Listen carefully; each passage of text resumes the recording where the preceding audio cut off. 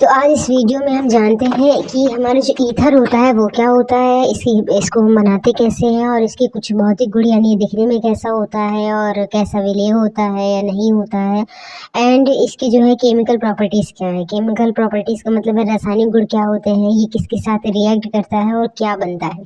तो सबसे पहले हम जानते हैं कि ईथर की पहचान क्या होती है। देखिए, ईथर की पहचान होती है बीच में O का होना और दोनों तरफ सिंगल बॉन्ड से जो है सिंगल बंध से एकल बंध से जुड़ते हैं एल्किल ग्रुप। तो अगर ऐसा सूत्र दिख जाता है तो उस यौगिक को ईथर कहा जाता है। फॉर एग्जांपल यहाँ बीच में ऑक्सीजन है, एक तरफ मेथिल ग्रुप है, दूसरी तरफ भी मेथिल ग्रुप है। तो ये हो गया हमारा, दो मेथिल है तो डाई एंड दोनों मेथिल है तो मेथिल एंड ओके। ये जो ये इसकी पोजीशन होती है ये बताती है कि ईथर है, तो डाई मेथिल ईथर। यहाँ पे भी बीच में O है, एक तरफ एल्किल ग्रुप एथिल है, दूसरी तरफ एल्किल ग्रुप जो है एथिल है। तो यहाँ पे भी दो एथिल हो गए हैं, तो डाई एंड एथिल है तो एथिल एंड क्योंकि ये ईथर है तो ये ether, die ethyl ether. Same यहाँ पे देखिए, यहाँ पे एक तरफ हमारा एथिल है, एक तरफ मेथिल है और बीच में हमारा जो है O है, तो ये हमारा ईथर हो गया। CO जो था वो एसीटेट के लिए होता है, ठीक है। ये यहाँ पे थोड़ा सा करेक्शन करते हैं। ये जो हमारा होता है O जो होता है एक सिंगल बंध से बनाता है दूसरा एल्किल ग्रुप और एक से बनाता है दूसरा एल्किल ग्रुप। तो अब यहाँ पे एक हमारा मेथिल है, एक एथिल है, तो यहाँ पे हम प्रेफरेंस करते हैं अल्फ़ाबेट का। A पहले आता है, वो E पहले आता है तो एथिल पहले लिखते हैं, M बाद में आता है तो इसलिए मेथिल बाद में लिखते हैं। तो ये हो गया हमारा एथिल मेथिल ईथर।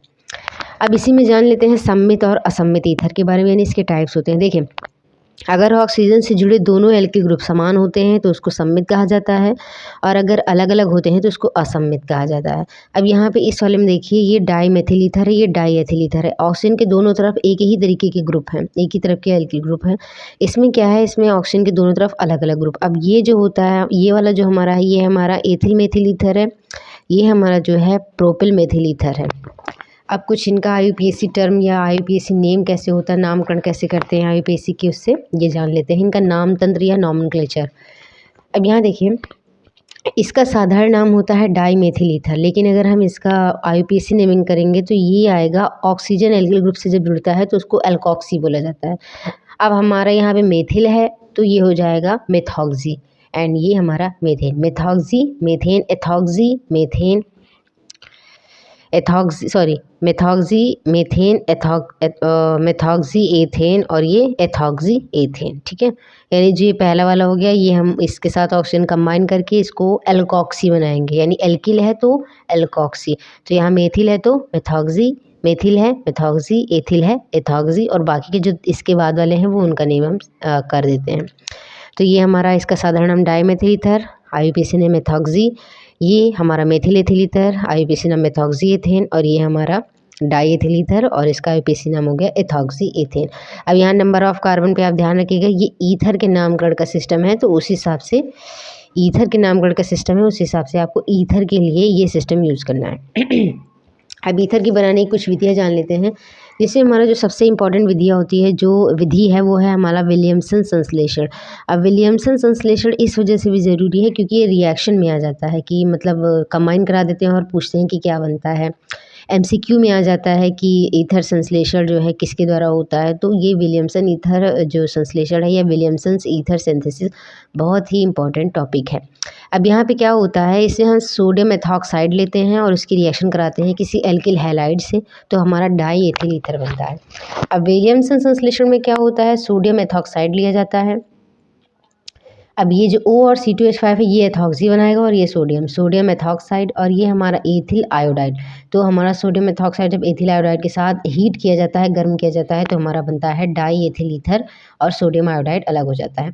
ये मैंने बार बार बताया है कि कहीं पे भी अगर आपको सोडियम और हैलोजन अलग अलग दिख जाए तो ये समझ लीजिए सोडियम हैलोजन से रिएक्शन करेगा, तो यहाँ हमारा सोडियम आयोडाइड बन गया, ठीक है।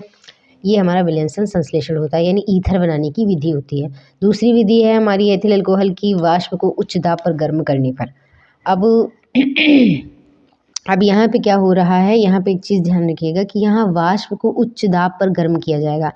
तो यानी हमारा एथिल अल्कोहल के हम 2 मॉलिक्यूल लेते हैं और प्रेजेंस लगाएंगे एल्युमिनियम ऑक्साइड की, तापमान रखेंगे 240 से 260 डिग्री सेल्सियस, तो हमारा ईथर बनेगा। और क्योंकि वाष्प है तो वाष्प में H2O हमारा अलग हो जाएगा। यह ईथर निर्माण की औद्योगिक विधि है, ठीक है। ये हमारी जो है औद्योगिक विधि होती है, यानी औद्योगिक स्तर पर ईथर इसलिए यूज किया जाता है, इस तरीके से बनाया जाता है। अब जान लेते हैं ईथर के कुछ भौतिक गुण। तो ईथर त्वचा के संपर्क में आने पर ठंडक का अनुभव देते हैं। ईथर का उपयोग एनेस्थीसिया यानी बेहोश करने में किया जाता है। ईथर का उपयोग घाव की ड्रेसिंग करने में होता है, यानी जो घाव होता है उसकी साफ सफाई करने में। ईथर तीव्र ज्वलनशील होता है, यानी ये बहुत जल्दी आग पकड़ लेता है। डाई एथिल ईथर का बॉइलिंग पॉइंट 34.5 डिग्री सेल्सियस होता है, जो कि समझिए पानी से बहुत ही कम होता है, ठीक है। अब इसके कुछ रासायनिक गुण जान लेते हैं। रासायनिक गुण जो है मैं आपको नेक्स्ट वीडियो में बताऊंगी। Thank you for watching. Please like share and subscribe.